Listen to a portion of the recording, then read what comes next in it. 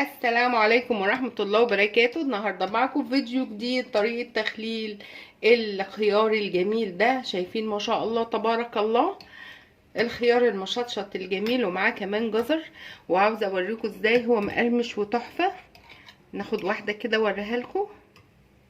شايفين ما شاء الله اللهم بارك؟ سامعين الطقة دي؟ ده دليل ان هو مقرمش. يلا كده بسرعة على الفيديو نشوف عملنا الخيار الجميل ده ازاي. بسم الله الرحمن الرحيم. بسم الله الرحمن الرحيم. النهارده هنعمل مع بعض خيار مملح. شايفين الخيار الصغير ده جميل جدا في التمليح اهو. يعني الحجم ده حلو قوي. لو ما فيش الحجم ده عادي هاتي الكبير وابقي قطعيه، مفيش مشكله، بس ده موجود خلاص نعمله. هحتاج للمقدار ده دول 2 كيلو من الخيار. انا محضره 3 لتر من الميه، غليتهم وسبتهم يبردوا. على انا يعني حتى لو الميه زياده تبقى معايا احتياطي زياده احسن ما تبقى ناقصه. كل لتر ميه بحط عليه 4 معالق من الملح، 4 معالق من الملح ومعلقه من السكر. المعالق 4 معالق بتبقى ازاي؟ معلقه كده ماشي، ومعلقه من السكر. هنا معايا 3 جزرات قطعتهم كده بالحجم ده، 3 حجم متوسط او 4 زي ما انت عاوزه. معانا هنا شطه الصغيره دي الحاميه، ممكن تقطعي قرن وممكن تسيبيه كده بس تعملي له فتحه من النص. 3 فصوص توم شرايح. اول حاجه هعمل ايه؟ هضيف كل الحاجات دي بس كده على بعضها، وهعمل فتحه في الشطه، فتحات كده بس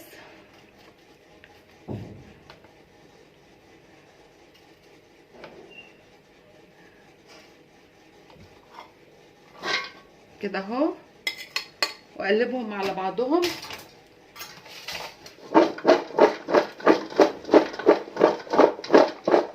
اهو بالشكل ده. هنجيب الميه هندوب فيها الملح والسكر اهو.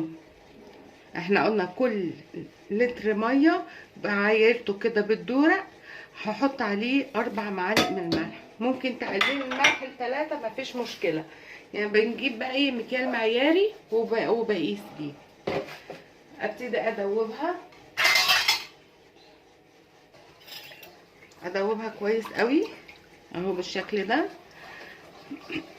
معاهم ايه كمان؟ معاهم تلت كوبايه من الخل، تلت كوبايه من الخل.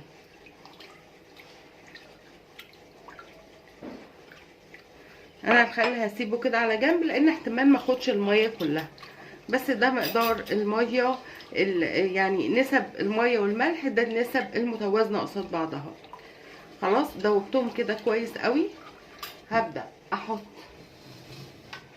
في برطمان يكون جاف، وانا بفضل ان انا املح في الازاز. احط الخيار، افضيه الخيار بالجزر بالشطه بالثوم كده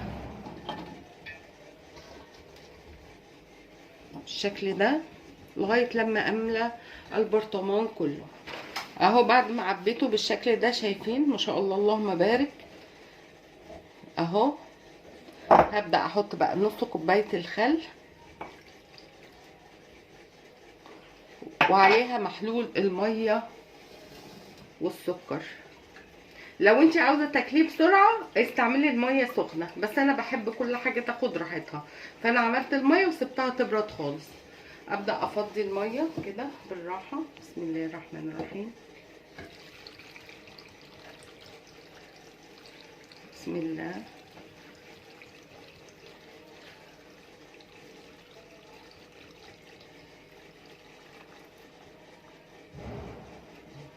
فاض من الميه يعني حبه صغيرين قوي، يعني بتاع ربع لتر كده اهو.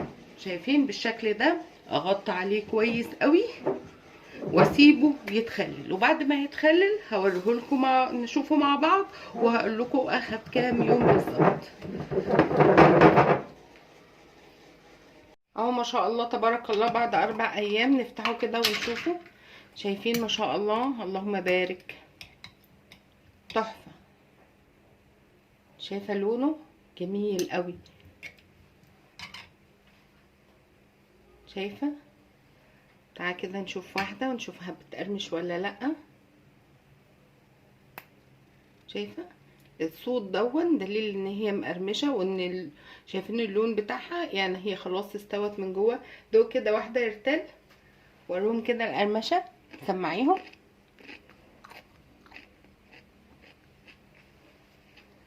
مقرمش ما شاء الله. تحفة. شايفين ان شاء الله، اللهم بارك. اتمنى ان الوصفه دي تكون عجبتكم لايك وشير، تفعيل الجرس عشان يوصلكم كل جديد. قابل في وصفه تانية باذن الله، والسلام عليكم ورحمه الله وبركاته.